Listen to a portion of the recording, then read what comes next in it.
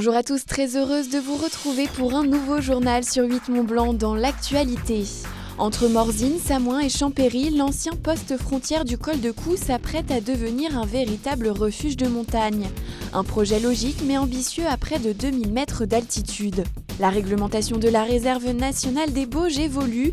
Certaines pratiques seront désormais plus encadrées pour préserver davantage la biodiversité. Reportage à suivre. Avant de développer ses titres, le FC Annecy a annoncé ce jeudi soir 4 cas positifs au Covid-19 au sein de l'effectif et du staff. Les personnes concernées ont été mises à l'isolement selon les préconisations de l'Agence régionale de santé. Le club haut-savoyard a ajouté que les entraînements seront adaptés pour les semaines à venir. Les 2 prochaines rencontres du FC, le 28 août à Bourg-en-Bresse et la réception de Villefranche-sur-Saône le 1er septembre sont reportées. 2 incendies se sont déclarés en moins de 24 heures en Haute-Savoie. À Ciantrier, un hangar contenant 600 tonnes de fourrage a pris feu tôt dans la matinée ce vendredi matin. Des animaux ont été évacués, 14 veaux ont pu être sauvés du bâtiment en flammes, 3 manquaient encore cet après-midi à l'appel. À Champs-sur-Léman, tout le stock de foin d'une grange a brûlé. L'incendie qui s'est déclaré dans la soirée de jeudi était toujours en cours ce matin. Une cagnotte en ligne a été mise en place pour venir en aide aux agriculteurs. Propriétaires d'une exploitation laitière de 200 vaches en Tom IGP de Savoie. Ils ont perdu dans l'incendie un peu plus de la moitié de leur fourrage.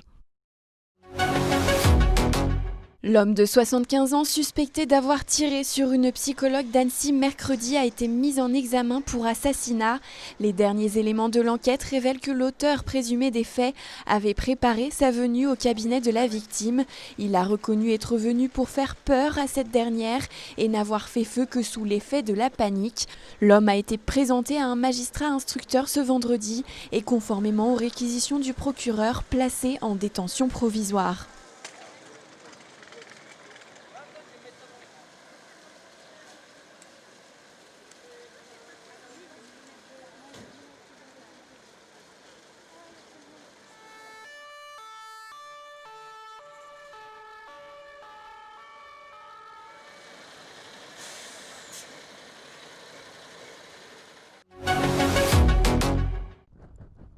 À la frontière entre Haute-Savoie et Canton du Valais se trouve le col de Cou et son poste de douane centenaire. Un édifice symbole du patrimoine local est récemment mis en vente. Très vite, ce sont les collectivités à avoir réagi les premières. C'est formidable de reprendre cette cabane, de la faire revivre au niveau touristique, puisque le temps a passé. Maintenant, c'est le tourisme qui a pris la main sur les alpages, surtout à peu près. Donc, moi, je ne voulais pas que ce soit une personne qui achète ça, qui mette une barrière autour et puis qui vienne pique-niquer le samedi et le dimanche. Donc, pour moi, ça me tenait à cœur que ce soit une association qui rachète ça. Donc, c'est chose faite maintenant. C'est une association qui va gérer. Et puis, on va en faire profiter tout le monde. Si le projet de restructuration n'en est qu'à ses prémices, il a tout de suite séduit tous les acteurs du territoire qui vont donc s'organiser entre eux pour offrir une nouvelle jeunesse à ce site emblématique. Donc on a dû l'acheter, puis après on a partagé ça avec la commune de Morzine. Après les affaires juridiques, c'est assez compliqué, mais la propriété est faite maintenant à la commune de Morzine et la commune de Champéry. Et maintenant on va créer une association. Et c'est jointe à nous la commune de Samoens, et ensuite on va créer le renouveau de cette cabane du col de Cou. C'est pour ça qu'il faudra faire une salle assez grande pour avoir quelques personnes qui peuvent manger ou boire un verre comme on dit, sceller l'amitié entre deux régions, et puis une vingtaine de postes pour dormir. Situé au carrefour du GR5 et du Tour des Dents Blanches, l'ancien poste de douane est donc promis à un bel avenir et devrait accueillir ses premiers visiteurs dès 2022. Bonjour à tous, je suis en compagnie de Christian, notre guide VTT électrique aujourd'hui à Megève. Bonjour Christian, merci de nous accompagner aujourd'hui. Est-ce que tu peux nous expliquer un petit peu le parcours qu'on va faire? Là, on part du centre du village de Megève. Où est-ce qu'on va aller? Alors on va partir en direction du lac de Javennes, on va prendre le petit chemin du Calvaire. L'avantage de partir par ce chemin, c'est que c'est un peu de l'initiation. Ça permet de voir un peu votre niveau là, du groupe. Et puis c'est très joli surtout. Et puis après on va monter vers le lac de Javennes où vraiment il y a une très très belle vue. Et après on sera plus dans les chemins bien entendu. On va sortir du village. La différence, qu'est-ce que c'est la différence entre le vélo électrique et le vélo normal? Qu'est-ce qui va nous apporter ce vélo aujourd'hui? L'avantage d'un vélo électrique, c'est qu'on peut vraiment emmener toutes les familles à partir de 9-10 ans, en 1m40 environ. On peut emmener des gens qui sont très physiques, vu que les vélos électriques, on a la chance, c'est vraiment des beaux vélos. Vous avez des modes économiques, où ça va juste pour le poids du vélo, on va dire. Vous avez plusieurs modes, donc plus ça peut aller jusqu'à turbo, voilà, il y a plusieurs modes. C'est avec une personne qui n'est pas du tout physique, elle peut suivre le parcours pareil qu'une personne qui est très physique, quoi. Et puis les sensations, est-ce que ça diffère? Là, on est sur de beaux vélos. Alors les sensations, l'avantage d'un vélo électrique, c'est vrai qu'il est un petit peu plus lourd. Par contre, niveau stabilité, c'est plus stable qu'un vélo classique.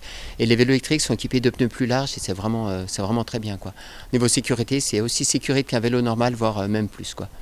Et ça marche très très bien cet été, le vélo électrique? Ah oui, cet été, ça a vraiment explosé. Les gens se sont régalés et c'est vraiment quelque chose de nouveau qu'il faut absolument essayer. Il y a peut-être un bémol, c'est que vous risquez d'avoir une addiction au vélo électrique. Mais c'est vraiment très très bien, ouais. Il y a de quoi se régaler.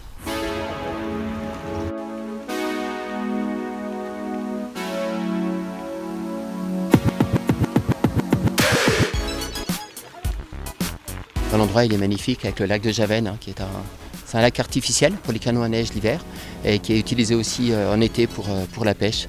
Et puis en arrière-plan, c'est la chaîne des Aravis qu'on voit en arrière-plan.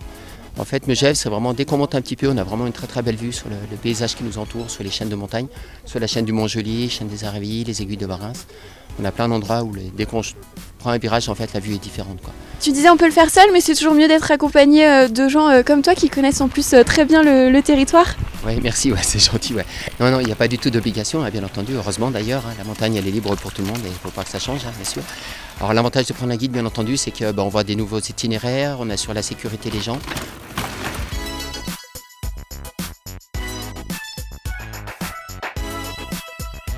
Voilà, on a terminé notre tour ici de VTT électrique à Megève. On va arriver dans quelques minutes au village. De belles sensations, une belle balade très accessible avec Christian qui nous a guidés. Merci beaucoup Christian pour ce petit tour. Et puis à bientôt.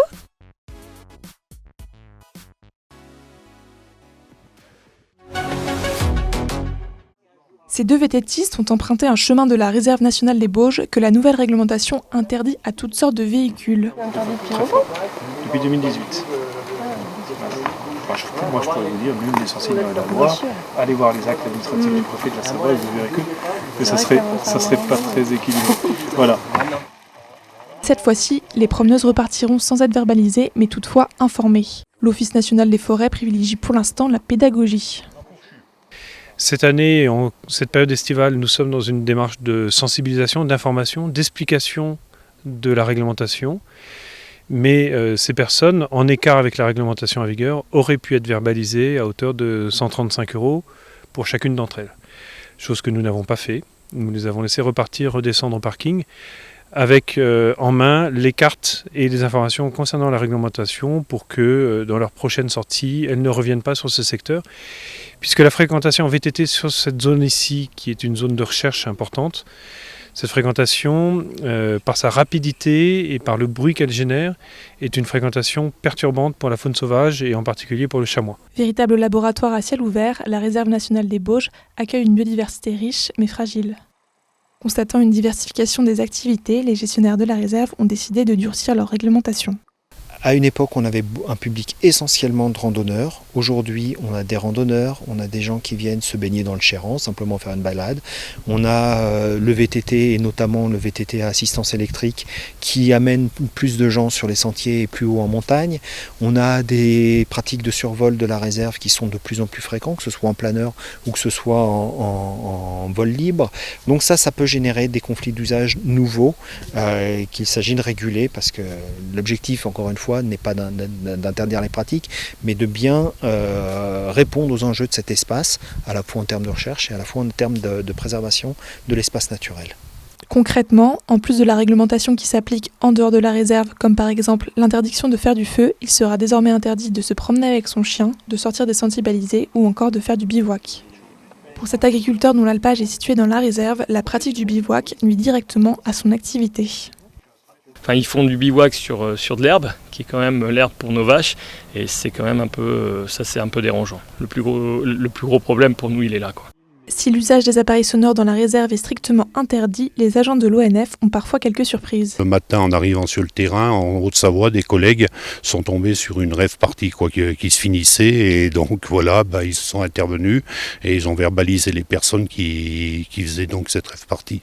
Malgré un durcissement de la réglementation, de nombreux espaces restent à découvrir dans cet endroit hors du temps. C'est la fin de ce journal. Merci de votre fidélité à l'information sur 8 Mont Blanc. On se retrouve lundi pour un nouveau JT. Passez un très bon week-end.